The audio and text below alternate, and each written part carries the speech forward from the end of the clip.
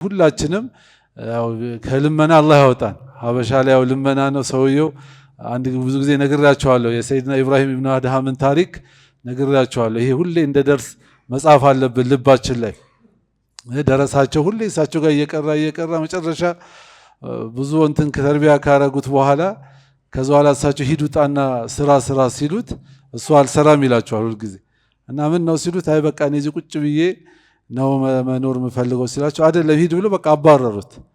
እየከበደው እንግዲህ ያው መቼም ከትልቅ ሰው መለየት ይከብዳል። ሄደ እሱ ጉዞ ሲሄድ መንገድ ላይ ምን ያገኛል?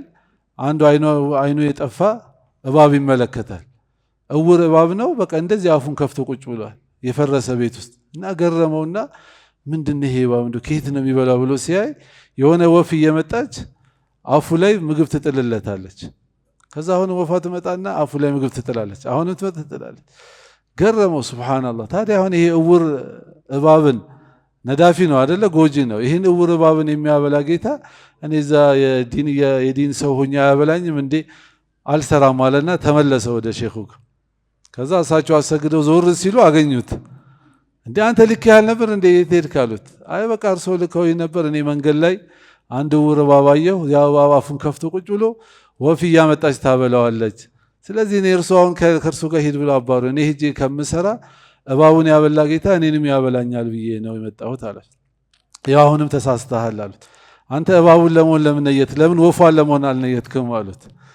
አንተ እባቡ መሆኑን የታየህ ወፏን ለምን አልነየትም? አንተ ሰርተህ እኮ በራስህ አግኝተህ የተቸገረን ሰው ረዳለሁ ብለህ ማለት አለብህ።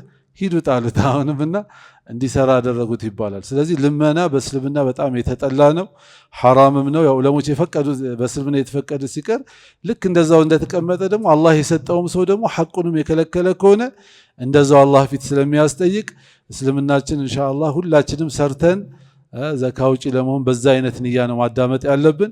ያለን ሰዎች ደግሞ የወጀብን ሰዎች ደግሞ ቀንሰን ቆንጥረን ምናምን ሲሆን በትክክል ሸሪዓው በሚለው ሂሳቡን ሰርተን በአንድ ያልቻለ ሰው ፕሮግራም እያደረገ ግን ከዛ ታሳቢ እያደረገ ሊያደርግ ይችላል። በእንደዚህ አይነት ኢንሻአላህ ስራ ላይ የምንውል አላህ ያድርገን።